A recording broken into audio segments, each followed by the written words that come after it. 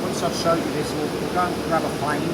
Pretty straightforward, but we'll get you sharpening and grinding up a plane iron. Okay. So the guys have all got their planes from yesterday. So we're going to set it up to 10 mil. You can set it up more if you want, or you can set it up less.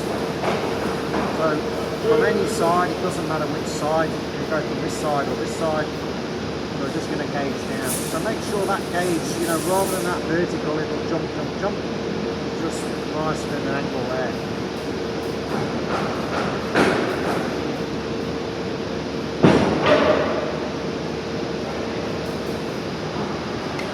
We're going to go all the way around.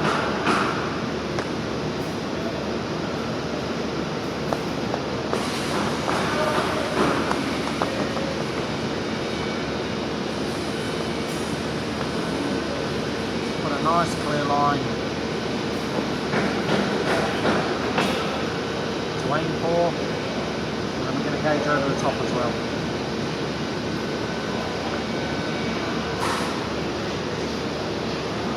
So you'll feel how that gauge reacts to going down the grain, going across the grain, and also across the end grain. So it's quite a good tactile thing really, just to feel. So again, it's better if you do light gauge marks rather than heavy ones if you've not got as much control of it as you might have. So just a light gauge mark just to build it up. Okay, so once you've got it to that, guys, it doesn't matter whether we plane the end grain here or whether we plane with the grain. It truly doesn't matter. I'm just going to put it in the knife. So you can have, or you could have quite an aggressive set on there if you wanted to. But I'm going to back it off a little bit. So we're aiming to get a nice even, what we call a chamfer, all the way around. So I've just sort of orientated the plane on the angle. So it's a lot easier in terms of what power and energy you need for the planing we did yesterday. It's quite a tricky task, isn't it? I did look at hardwood blocks. So what you planed yesterday is pine, but yeah, the hardwood again is harvested.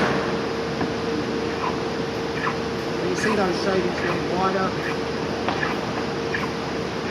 So I'm having a look, inspect how you're travelling.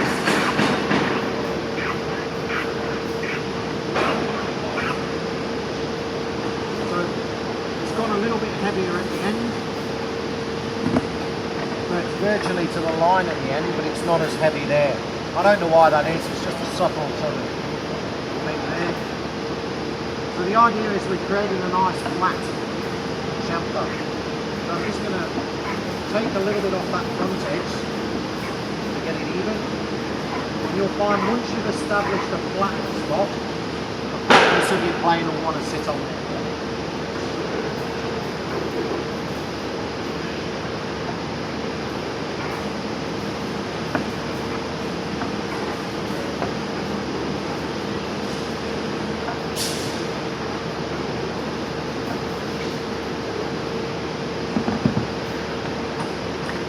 That's what we're looking for. So I've gone a little bit below the line. So I'd probably suggest if you do one side and then work your way around so you can take it to that point. So it doesn't matter if it goes a little bit out. So I always remember this job I did in England when every day was a bad day for a long time, and I made these kitchen doors, and they were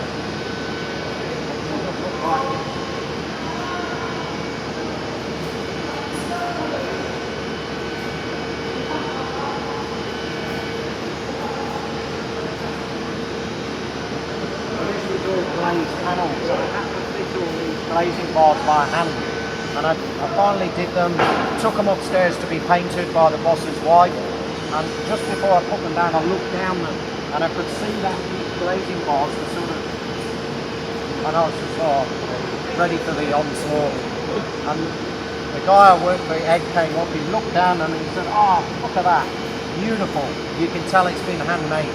Because it was authentic, so a machine would have done them perfect. And so that, just that subtle imperfection is what makes it handmade, gives it that, that authenticity, if you like. So now I'm going to do that side. So So I might swivel that around a little bit. So we learned yesterday, so you can just go straight across, and depending on how sharp your plane is, you should get a reasonable finish. Because you're planing end grain now, it sort of gets a little bit rough. So the idea, what I want you to do with this block, guys, is to get